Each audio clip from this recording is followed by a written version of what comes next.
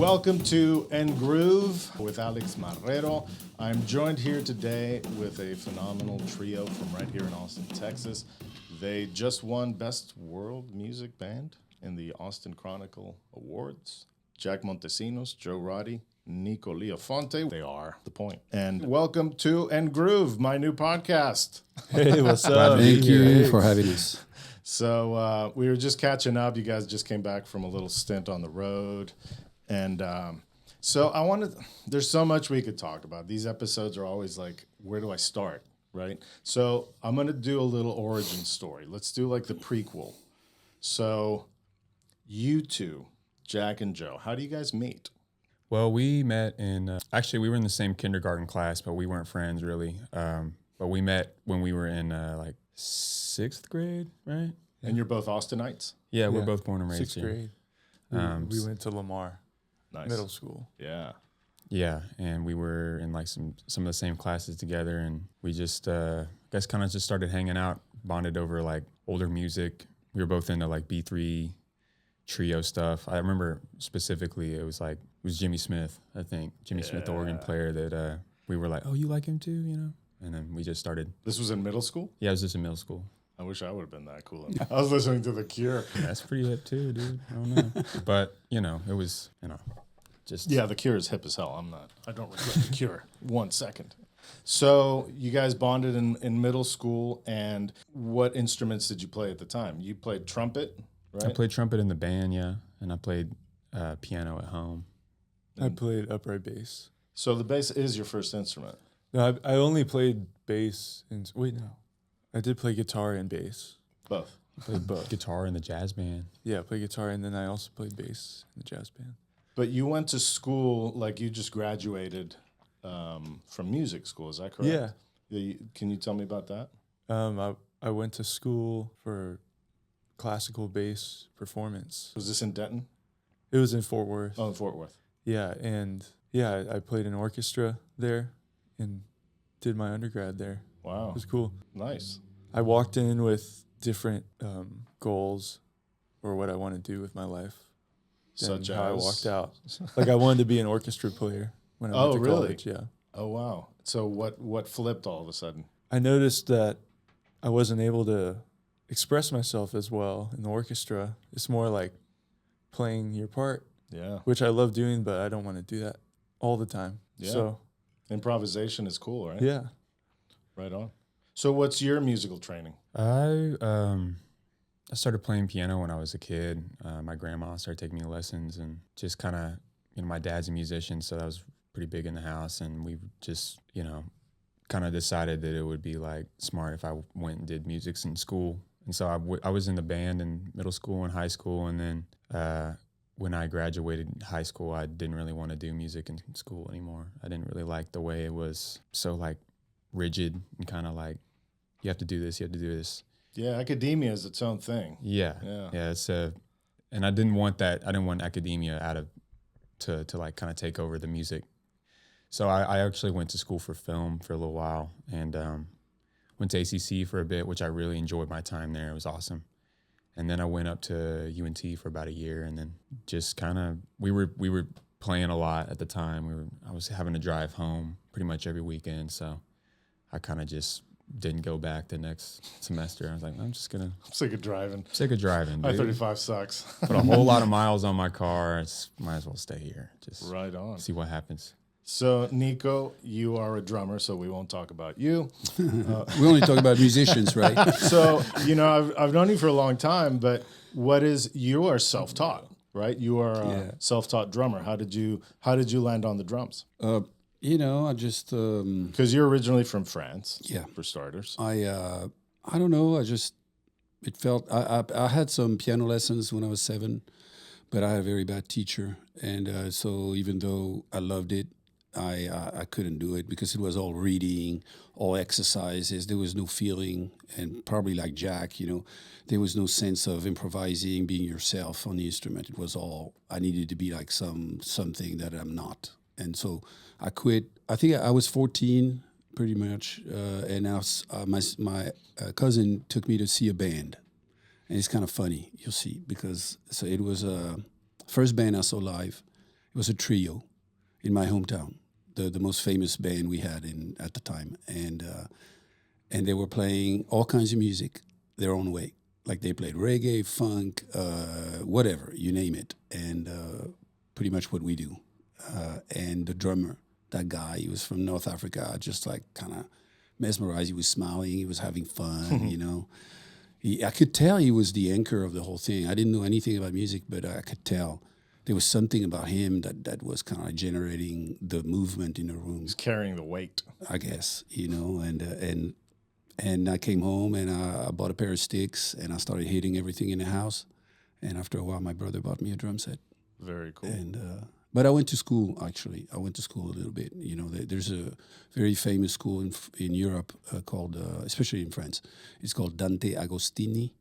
He created countless methods. I mean, there's like, I don't know, 100 methods. You know, he was, so I went to that school. I never graduated because I was playing too much like Joe. By the end, I was too busy, and so I didn't graduate. And to be honest, they thought I sucked. You know, my teacher never paid attention to me, so I kind of... That's so much great encouragement in that story. So you moved to Austin in what year? 1998. I came here in 95. 95. You moved here in 95. I moved here in 98. Oh, okay. But you first visited in 95. Yeah. Okay, so we're going to... That's just the little background, which I think is cool. So I remember seeing y'all for the first time at Seaboys on Wednesdays because I was playing with Troop, Farrell, and Sniz. Hell yeah. And you guys were playing the earlier slot. And from that moment, actually, Nico and I both kind of perked up our ears. I was like, who are these kids, man? Like, they can play. And it seems like you guys have a pennant for, like, European drummers. Like, because Yeah. your first drum, I'm not sure if he was your first drummer, but the drummer I first saw you with was Italian. Yeah, he's right? our first drummer. That's Yeah, our yeah. friend Alberto. Yeah, he's great. Alberto Tello. Excellent. Yeah, I think he's great. And then now you have a French drummer. How did that come about? How did that circle close up for this particular incarnation? With Nico or in Yeah, general? with Nico. Oh, yeah. with Nico, it was because we recorded at his studio and we got to know him through that. And then we just started jamming over there. We made a whole, before we even really played a lot together regularly, we were playing either duo sets because Nico and Alberto couldn't do the gigs, or Alberto played or Nico played. Sure. So we were like in this in-between stage for our sound, and we just started hanging out with Nico on days that we didn't have gigs, and we would make these themes, these motifs, and make different songs with the same motifs, and we ended up making an entire soundtrack to a movie that Doesn't exist. Yeah, but we got into that because we all had a love for Ennio Morricone and French New Wave films and stuff like that. Yeah. So we made a whole soundtrack, and then we realized that it's so fun to do this. We should just keep recording. So what was the motif, or what were the motifs? Well, there was one that Joe came up with, and there was one that I came up with, and they're both 3 notes. One's a minor one, and one's a major one. It's like, and then we would like kind of just try to make variations of it, you know? Yeah, we made like Think maybe we had, like- 13 songs or something with all of those, Yeah. and then we never put it out. I didn't even realize Yeah. they're both three note motif. That's a great musical exercise. That's pretty I cool. mean, Yeah. it really expands. Like you're forced to, when you work with limitations, right? Yeah. Interesting and things. A come lot out. of a lot of our favorite themes from those soundtracks are 3 notes or 2 notes. Yeah. And then you can reharmonize them with all sorts of stuff in the background. So it's like you can make a whole album with 3 notes. Absolutely. And you know, the idea was to kind of create an emotion.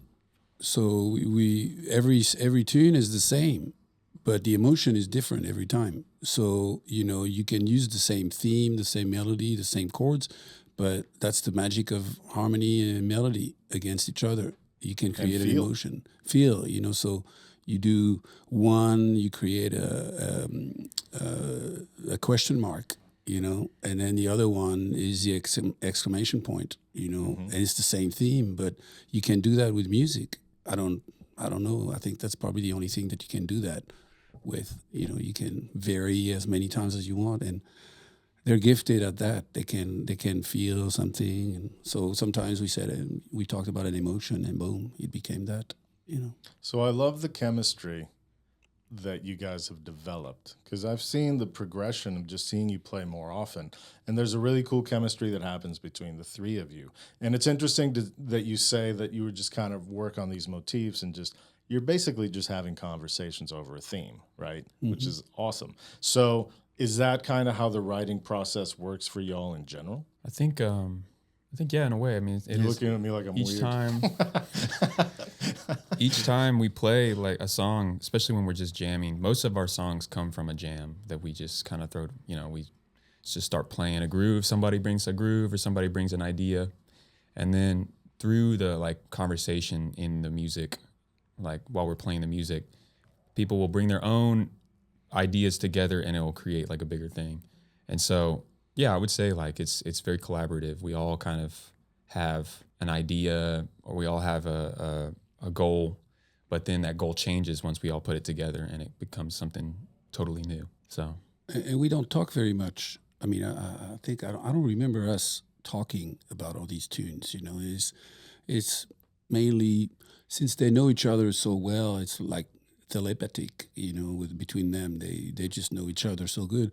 They'll play, and from my perspective, I feel like I play with one person. Like they know each other, so they always move in a very harmonious way towards a direction, and then I'll see that direction, and then I'll just get in there, and then I'll my own way.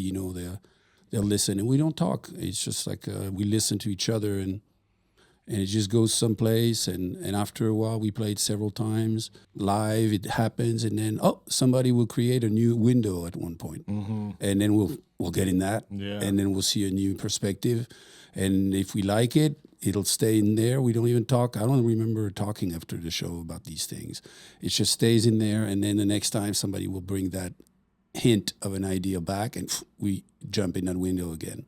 And then there's going to be another one. And that's why if you listen to the record, it's very different from what you're going to see live, because these songs of the tunes, I should say, they kind of started with a very raw version of them, but now they've evolved because every time we play them, we add something to it or subtract. Depends on the mood. Yeah. That's the beauty of that, what you guys are doing. It's the evolution of the song, and the removing things is also very important. It's funny that you say you don't really talk about stuff, because it seems to me that you guys are just speaking musically, which is one of the purest things that you can do. I mean, that's what it's about, right? Like we don't need to do this about a song, right? Yeah, usually that ruins it. Yeah. Usually start thinking too much about stuff that doesn't matter. Yep. Or ideas about music. It's not actually music. You're talking about ideas of music. You can't talk about music truly in any way. Yeah. So we have to do it that way. And also we all have our interesting ways of communicating too. Yeah. So I feel like we're all better off communicating our ideas just by playing. I love it. I think it's great. Y'all are a very level-headed, even-keeled people, and you all have your own little quirks, and that comes out in the music, and that's part of what makes it funky to me, Yeah. Speaking of talking about things, like you guys won the Best World Music Act this year, right? Yeah. So congratulations. It's nice to be recognized in one's hometown. But labels are confusing. Labels are what they are. They have a purpose, right? And they help people identify sounds or bands. How do you guys describe the point? I know you don't, but I'm asking you to. Because are you a world music band? Are you? I don't think so. Because some people say, they're a Latin band. Because you fuse things from. It's all very fluid. Yeah, and I think part of the reason why we change it up so much is because we don't want to fall in the category, or we don't want to do something that's not actually us, because we're not a Latin band in two ways. So I think it's... What two ways?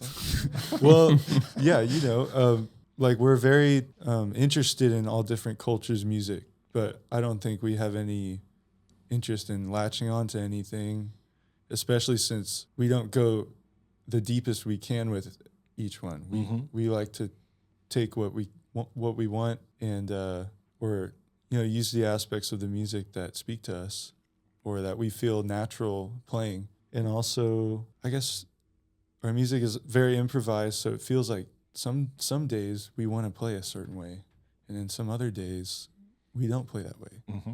Yeah. So it's like we'll be like a more bluesy band sometimes, or sometimes we'll sound more fusion, or it's just whatever we're listening to that day in the car or something. It's just a love letter to everything that we like to listen to and, appreciate. We try to bring it all together, and when it sounds a certain, like he's saying, like when it sounds a certain way, that's just, it's kind of to draw that, we just kind of, whatever we're feeling at that time, it kind of becomes more of that, takes a different shape each time. And that's what's kind of awesome about it, because like, if we're all getting into different stuff, then we bring something together and it's like not like anything we've done before. And then it opens a new door for us. So that's a beautiful way of putting it. Like it's a love letter to all these different musical things that y'all like. I think that comes across. I mean, at least as someone that understands music, like I can pinpoint a lot of y'all's references and I get a kick out of them. But it always sounds like y'all, and that's the hardest thing to achieve. So, keep doing what you're doing. Not like you're not going to, but that's just my way of giving y'all a compliment. Let me ask you something, because you're very specialized in a your left hand is very specialized. You play keyboards, but you play left-hand bass. And I consider you to be amongst the top 3 people that do what you do in town, right? Well, thank you. And I've seen you grow, and like the best compliment I can give you is that I don't realize there's a bass player missing. So how did you land on that? One of our first gigs was at Seaboys. It was a residency. And I think it was on Sunday evening or something like that. But we had a lot of time each week to like figure stuff out. We didn't really know what kind of band we were trying to be at that time. Our first set at Seaboys was a beat set. Like we brought our beat machines and we put them on stools and we tried to do a beat set at Seaboys, and it just was totally not what we should have been doing. Didn't work, wasn't good. And so we kind of were like, let's figure something else out. And they had that B3 sitting there. Mm-hmm. And so I started playing slowly. After a couple of times, I started playing that B3, and then Jack started playing guitar. And so I just try to kind of play the bass on the bottom, the bottom key, because there's 2 keyboards on a B3. And I would split it up. I'd use one keyboard for the, comp voicings and like solo voicings, and then the bottom keyboard for bass and stuff. And then over time, like I think it actually was the True Farrell and Sniz show where I saw Anthony Farrell playing crazy fucking bass through the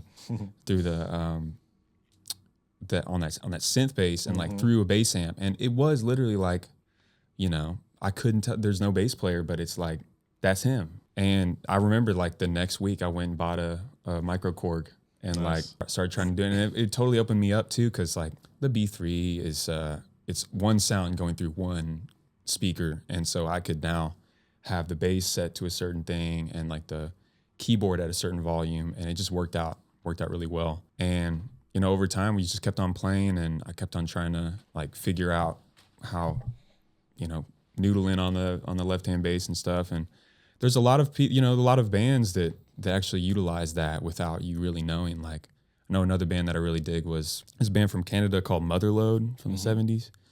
And the dude, I can't remember his name right now, but he's the organ player, and he's a fantastic singer, but he's also ripping the left-hand bass. And it's just like, especially on the keyboard, you can go way lower than a 4-string bass. You can get down to those really low registers, and it's just so powerful. Yeah, it's meaty. It's very meaty, Yeah. It's really cool. So did you spend hours practicing on your own, or was it just kind of like? I think it was the residencies really for that, and I had a piano at home, and so I would be doing like piano, like left-hand bass and stuff. But when we got to put it all together, when I got to play the organ, I got to play that bass through the bass amp, it was like there's nothing like that. I couldn't imitate that at home. Yeah. So that was really where the practice came in. And I totally messed up a lot of times, still do, just like that keyboard that I play is like this, the keys are so small. I got big fingers, so I'm playing wrong notes sometimes, but exactly. But sometimes it sounds cool actually. And it's like on this one recording that we made, recently. It was like a one take of a song that we always play at our show. We'll put it out in some shape or form. But Joe hits this messed up thing, like it's like way he plays like I all trying to these get all jumbled the way notes, up. but actually it sounds insane, and it's not a mistake that a bass player would ever make. It doesn't sound like a stringed instrument. It's like really synthy in that moment, and it kind of shakes things up for the music, which is cool.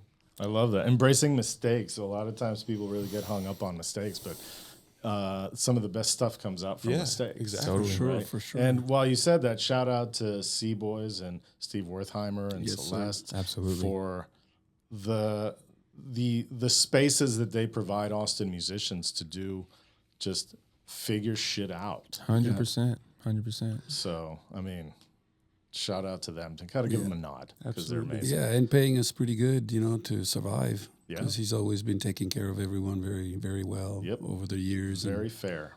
Very fair. Always. And it's a big family. I did just won best venue in the nation, I think, by Rolling Stone or something. Yeah. So it's definitely, Yeah, they do it right.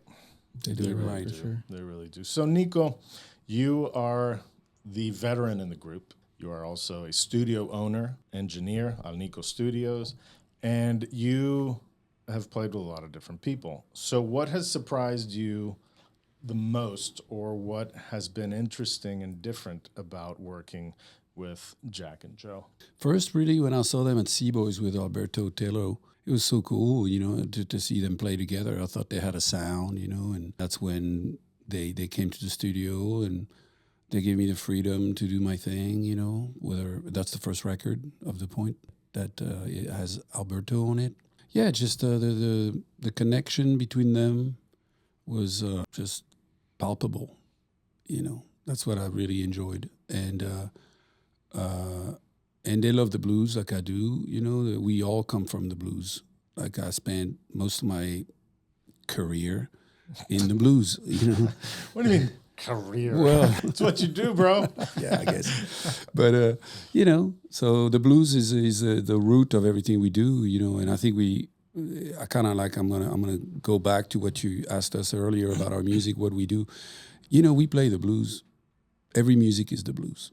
Everything. To me, there's only music, and everybody's expressing themselves, and that's what the blues is about. You express yourself. So yeah, I mean, we just. That's what really struck me. Aside from their enormous abilities, that were immediate. I didn't know they could play what we ended up playing together, because their set was more like psych rock, bluesy, funk. So something that a lot of people do already. But then when we played the first time, they threw some stuff at me that took me back to what I listened to before I came here. The bands that I loved, like Zebda that I introduced you to. Yeah. The Arabic influence, North African, Eastern Europe. And I think it also, the biggest thing to me was to talk about that soundtrack we did again, their sensitivity to that type of music, which is my first number one music. That's the music I listened when I was a kid, because of movies, and that's the music that I love the most, and they were sensitive to that in a way that I never felt with anyone here. That's really where something grabbed, Yeah. It's just like, oh wow, they feel this thing, like I do, and it's rare, Maybe now it's more because people are more exposed to it. I think it's getting more popular. The instrumental music and all that stuff is getting more popular. But them to feel that, to be able to play it, to express themselves, it's big. Yeah, very cool. Very cool. So touching upon that, I'm curious because how do you guys, or how have you guys consumed the music your whole life? Like literally in what could, like, has it always been like on a phone? We had everything. We had records, CDs, cassette tapes, an iPod, and then streaming. So you've gone through the whole gamut. Because a Yeah. lot of people of And it your was all generation simultaneously. they've never seen a cassette, or, right? Well, I think we kind of just we're like listening to music right around the time all the physical media kind of just started getting really, really kind of back into it all, you know, because for a while, you know, it was CDs and you download it off iTunes or whatever. But then, you know, streaming, YouTube was a big thing, you know, like these videos can just come from halfway over the planet, you know, to your screen in a language that you can't read, and you can watch these folks play music, you know, and that was a big thing for I think all of us. But yeah, I mean, like we would hang out and go to record stores when we were first started hanging out and stuff, and like go crate digging and stuff, you know, just anything we could get our hands on, pretty much. And I think we also liked records because we got really into making beats. Yeah, and we liked watching videos of producers sampling off of records. Yeah. And so we wanted to get like old school samplers, and we sampled off of records and CDs, and we also did it off of YouTube and everything. But it was cool to look for stuff to sample. And then we found so much music that inspires our band now through wanting to sample them. That's cool because YouTube really changed the game. Oh. And it goes back to what we talked about originally. It's like you were saying, like it's in a different language, it's from the other side of the world, but it doesn't matter because the music speaks, and that's the connector, right? That's where it's at. No, totally. The YouTube, you know, I mean, I grew up in a village of 2,000 people, so I never went to see any band. I saw my first concert. I think I was obviously my first one at 14, that local band, but a major band. I think I was 17 or 18, you know, and so I didn't have that exposure. I listened to Albert Collins, I listened to AC/DC, but I didn't even know who they were. I had magazines, you know, which was great. You know, the magazine, I collected all the pictures. My room was covered. You know, I had all these magazines. I knew everything. The drummers, you know, I knew their set. I knew everything. But I never seen Ian Pace play. I never seen all these guys. And then now, I still do have the thrill. I get on YouTube. I'm like, oh, my God, I've never seen this guy. And I go in there and I see it. And it changes everything. You know, like, honestly, I listen to, the one I can think about the most is Elvin Jones. So I listen to him so much because my aunt bought me my first CD. It was My Favorite Things with Coltrane, and I listened to that, and it totally, something happened. I could not, but I don't know jazz. I still don't. But that's electric. That's like, yeah, it's just it's beyond being a name to something. It's just it's like, it comes from the universe or wherever. Yeah, wherever. And but then YouTube, and I saw him play for the first time. I remember like when you. Because it's one thing to hear him, and it's amazing when you hear him, but then you watch the intensity. Yeah. It's like... And the persona, the interviews, you know, I love listening to him talk, you know, the interviews, his aura, you know, and him and all the greats, you know, just to be able to watch a video of the real guy talking or playing, it's huge. Yeah. Thanks, YouTube, whatever you do. I just flashed back to this black and white video of him playing with John Coltrane, and I guess it's somewhere in Europe, Scandinavia or something, and it's cold. And his body heat is so much like he's steaming as he's playing. It's like, that's the best. That's the man right there. That's the man. So good. So, okay, just to touch upon real quickly, Maldito Animal. So that's the first record, and it's just now going to be, it's just been reissued, right? You guys partnered up with Spaceflight. How did that come about? I think we played a show for Brett at Spaceflight. Shout out to Brett Orson. Maybe in last South by, so a year ago, and then we started talking to him then, and we didn't have any more records left. Right. So he was like, I think he wanted to buy a record, and we didn't have a record. Let me fix that. So we were like, okay, that's wrong. And we had two songs we just wrote and recorded. We were like, okay, let's just throw these on and make it a deluxe album. Yeah, there you go. Because that's what people do, right? That is, I mean, you gotta. It's the Wild West. People do all sorts of things. Like who can guess what's the right method? What is? I've always wondered what's the story behind the name Maldito Animal. My friend Ivan in the orchestra, he played bass. He was the principal of our section at TCU. He called me that all the time. Oh, that was your. It was your nickname. Yeah. And I was like, that's cool. We Yeah, should use that's- that. yeah. For this thing. And Yeah. Joe and Nico thought it was cool. That is cool. And then, You know, it's funny because of the relation is kind of crazy.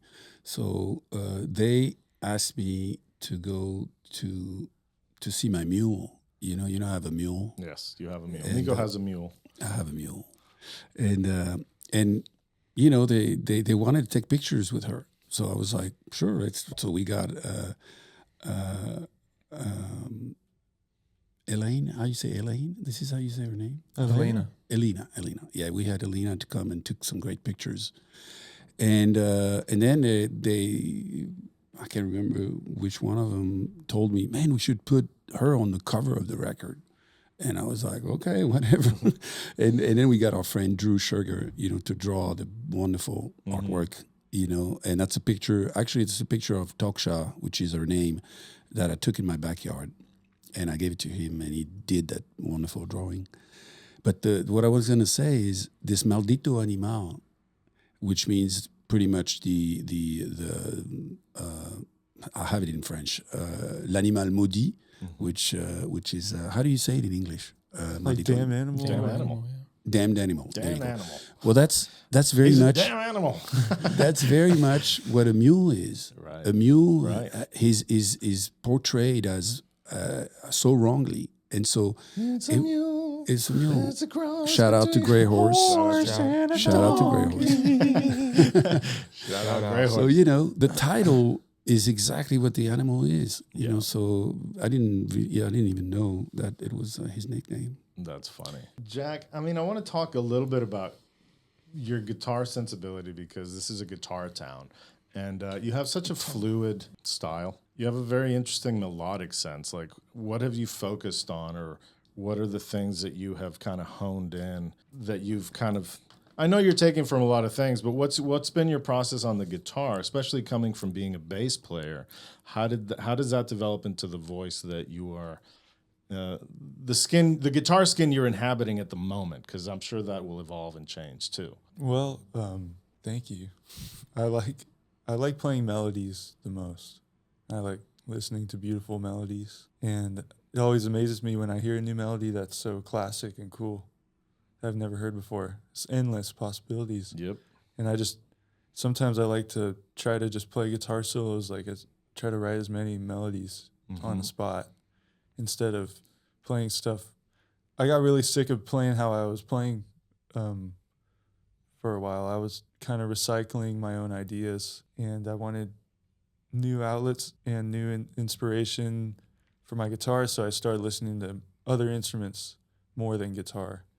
And right now, probably I listen to more saxophone players than anything by like a huge margin.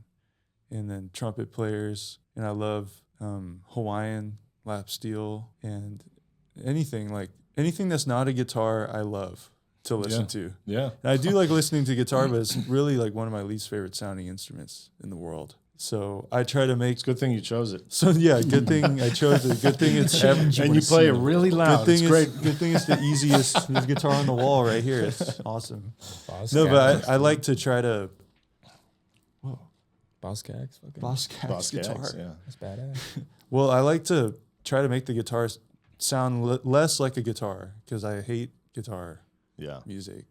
Yeah. Unless it's someone that also tried, like, I love Mark Ribot, Yeah. and I love a lot of jazz guitarists too, and John McLaughlin, when he scalloped his frets and put sympathetic strings, I think that's so cool. The Because Shakti stuff. he was bored with his sound too, and he went So hip. I could never So imagine hip. being on his level, but I admire him a lot. So yeah, I guess I just want to make the guitar sound less like a guitar. That's a good approach. But I'm sure there's lots of people that have said that. I feel like I've heard someone say I that think before. honestly, some of my favorite guitar players, that's a very common phrase. Because if you stop emulating the instrument you're playing, you're taking inspiration from other tonalities and other phrasing, and that's only going to enhance your expression, right?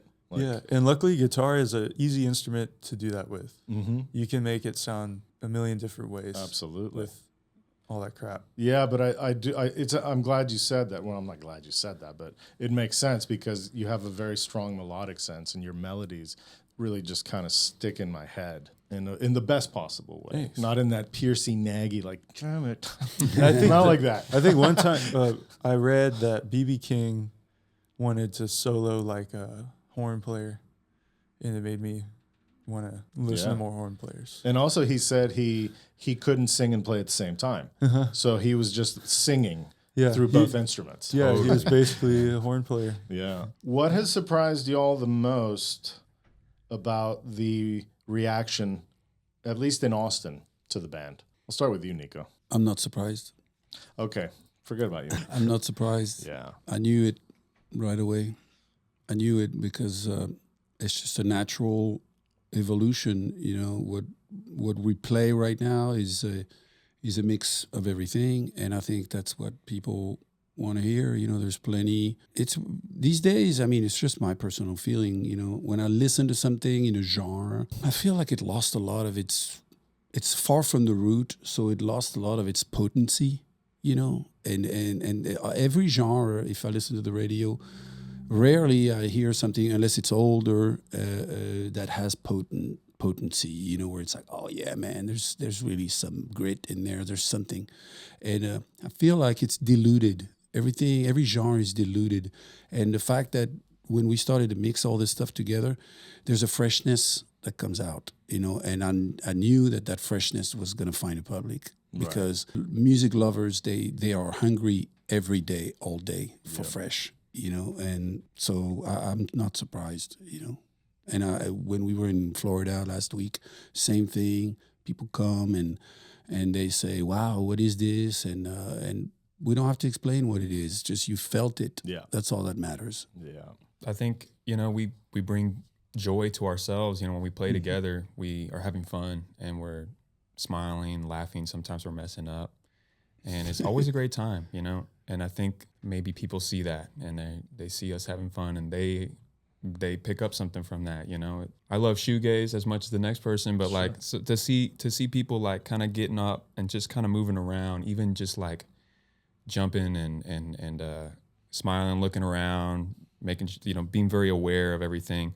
I think people like that, and I mean, just as much as I do, you know, I love to see a band when I go and see music, and the people on stage are enjoying it, and you can tell that they're playing with their heart. You know, it makes me lifelong fan. So I couldn't agree more, because that's the energy, right? The energy's there. It kind of allows everybody in the room the permission to share in that energy. Totally, you let them in. Yeah. How was you guys went to Europe a few months ago? What was the reception like over there? It was cool. Yeah. It was a pretty DIY tour. So some shows were like unexpectedly really well attended and fun. And then some shows were like, where are we? This is insane. I hate this. I wish I wasn't here. The joys of touring life. Yeah. And it was me and Joe have never toured before that. Oh, okay. So we It was were our like, first tour Oh, wow. ever. so it was interesting because of that. That We were is just mainly interesting. having fun, eating food, meeting crazy people, taking us to see weird stuff. It was a eating great food, time. drinking wine. That's what it was, and it was all cheap. It was cool. Oh, yeah. I mean, That's you're kind of ruined in a way if your first tour experience is in Europe. Right? Yeah. Well, I know because we went on Just tour a bit. we went on Just a tour the bit. next month, and it was the opposite of that experience.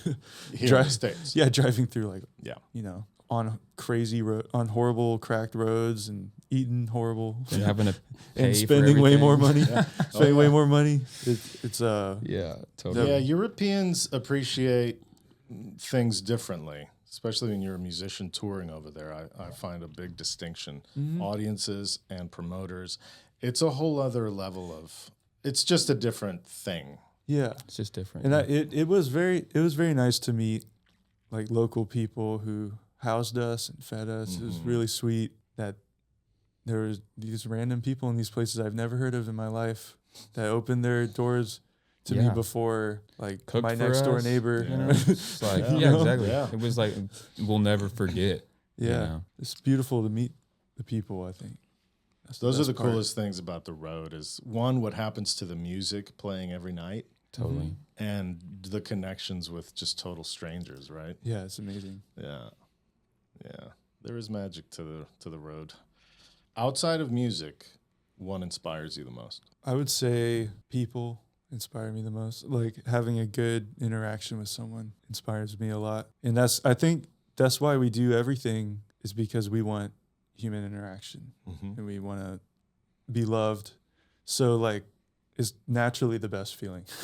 Connection. Is connection with people, I think. And or helping someone out through a hard time and thinking about that, or someone helping you out, that really inspires me.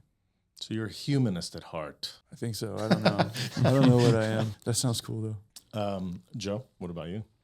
I mean, it's kind of related to that too. What people can create, like somebody might write a book, somebody might make a movie. It's really art in general. I think art outside of just music really makes impressions on me, because I can, see this person's soul through a lens that I'm not really maybe used to seeing, or maybe like don't really know too much about. Like, I'm not a painter and I'm not a director or whatever, but like to see somebody express themselves in their own way is what's most inspiring to me, I think. And it's always different. You never know like how you'll be inspired or something like that. But like when someone does something, when someone brings something to share, that they like a vulnerable moment, they can share this moment that they've created that came from their soul. I think that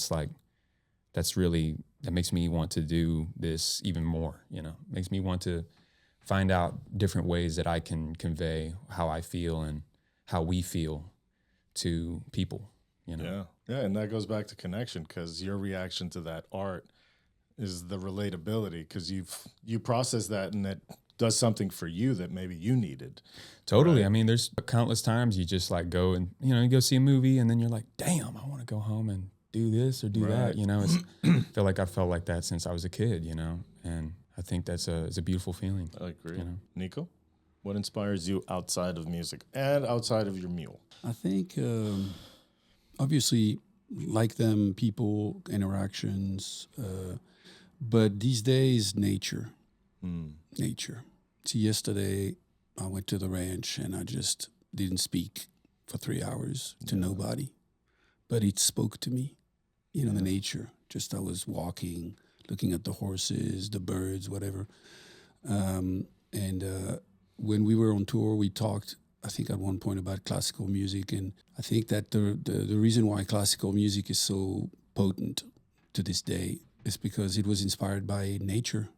Like nature was so influential on every aspect of life, of human life, because you couldn't avoid it. It was around. There was no cities. There were cities, but they were still in nature pretty much. And music comes from nature, because what the first humans, they tried to replicate what was around them, and that's what today I need nature. Need to be in nature. It inspires me in a way that I don't even know, actually. But I feel different every time I come back from nature. I feel like I play differently. And obviously, that I try to express with people, because I don't want to keep it for myself.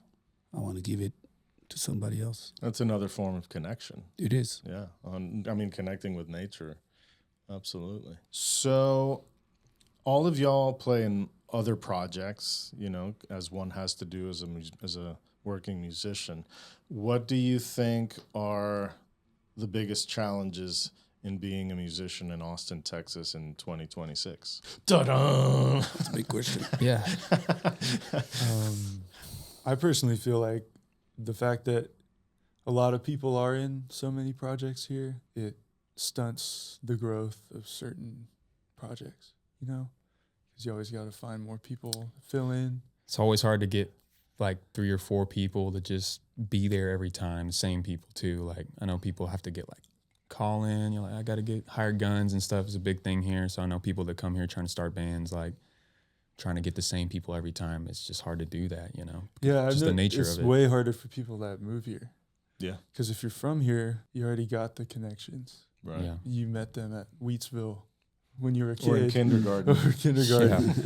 And, Totally right. and people that come here, I know a bunch of people our age or a little older that have moved here from other places, and it takes them a longer time to get acclimated to that environment here. No doubt. Because it feels, we're all very sensitive people as musicians. Like, we take things very personally. Yeah. And I think that kind of discourages a lot of people to start. Like, I notice a lot of people do duo sets with their backing tracks, or they do that stuff because it's hard to even keep a band.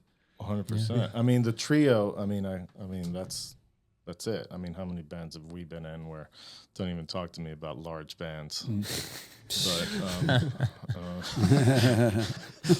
no, but the trio, I mean, the duo and trio, I mean, it's just that's it, right? Mm-hmm. I mean, especially in the economy the way it is, like if you can cover it with 3 people, and you guys are covering it without tracks, which is, you know, But hell yeah, you know, not that there's anything wrong with using tracks to a certain degree, in my opinion. Yeah, it can be really, in my really opinion. cool. But if that's all you do, then that's a little unfortunate, in my opinion. I think it's a double-edged sword, though. I think it's the fact that everybody plays with everybody in this town is a very good and healthy musical habit. You know, like we all jam. You know, we're flexible. We're not rigid musicians, and we've experienced that on the road, jamming with other people, and we were like, "Whoa, this is hard to jam with these people because they don't jam like we do." Yeah, it's effortless here to jump on with anyone. Yeah, so that's a good aspect. Even if of it. there's skill level like gaps, it doesn't matter here. It's like everyone can feel it out. Totally, it's context and the feel, like the feel-based musicians here. There's so many of them, you know, and that you can just hop on a show. That's what the hired gun thing is so, you know, useful for people. It's just like, can you do this? Yeah, all right. Do you need me to send you a playlist? Nah, I got it. Right. Show up, rip it. Yeah. But It's I pretty think nice. it's genuinely a very, like, probably the easiest place to be a musician, from what I can tell by like Agreed. people I meet. Because maybe you can find certain success in bigger cities, but as far as like being a working musician that hasn't reached that level yet, it's easy to live here. You can work every night if you really Sure. try for a while.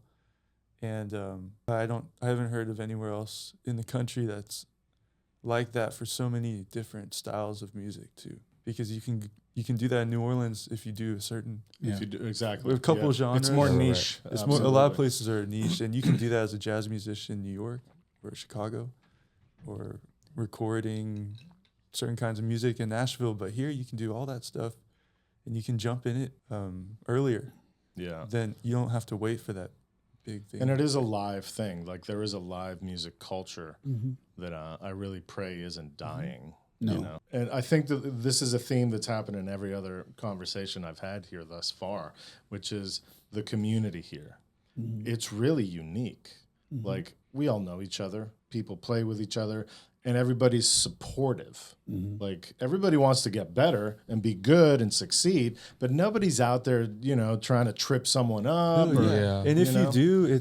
if you do here, You're out. Dude, It's- everybody no one- knows. Everyone's everybody- like, okay, I'm not hanging out with that dude Yeah. anymore. Everybody It's like knows within hours. overnight. Instant. It's Totally. a small town still. 100%. So Totally. people treat each other with respect Yes. for the most part. Yeah. Agreed. What's next for the point? Oh wow. Well, we got I wasn't expecting that. we're done. No, we got. We're here to announce our that we're done. It's the last podcast we'll ever do. It's the first podcast. First and last. last. Remember those jerks we were just talking about? Yeah, your podcast sucks. It's you we're talking about. You're out. So is there? I mean, you guys have already music in the can that Yeah, you've we have an recorded. album. Yeah, we have an album. And just one, or sounds like you have multiple things just kind of sitting there that you can. Yeah. Yeah, we probably have a Experiment lot of live recordings we can do stuff with too. Yeah. But Yeah. we have a recorded album ready. It probably won't come out for a while, but we have that and some touring this year. Yeah.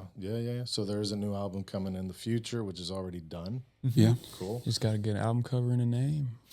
send it off. Just gotta dude. name it, Alex. That's the hardest part. That's the hardest That's part. the hardest part. That and That's the true. order. Yeah. I think we have the order already. Yeah, we kind of came up with a random It order. usually comes first I feel like day, that and comes it was, first. You know? Oh, really? Nice. Yeah, we're like, okay. Nice. Try to DJ that shit. You know? Yeah. Put it all in the right spot. you know? Totally, totally. So you guys are working with new management and new booking. So what's on the horizon in that front? Are you guys going to be out on the road a lot? Yeah. Or? We're going out with Uncle Lucius. We already did some touring with him. We're going to go out in the Midwest and West Coast. Yeah. And we got some festivals of our own, good ones. Cool. Yeah, I think as of today, that's what we got. We'll probably have some stuff coming that we don't even know about. You don't even know Yeah, about. exactly. Oh yeah, the world is wide open right now. Yeah. Absolutely. That's fantastic. Well, guys, thank you so much for coming in here and chatting with me. Thanks for having us. Thank you. Yeah, we had a Thank great you. time. Yeah. Yeah, absolutely. Catch the Point anywhere in the world coming soon. And how did the name The Point come about, by the way? Well, just one of those horrible names that sticks and you make a joke about it back when it was like a long time ago.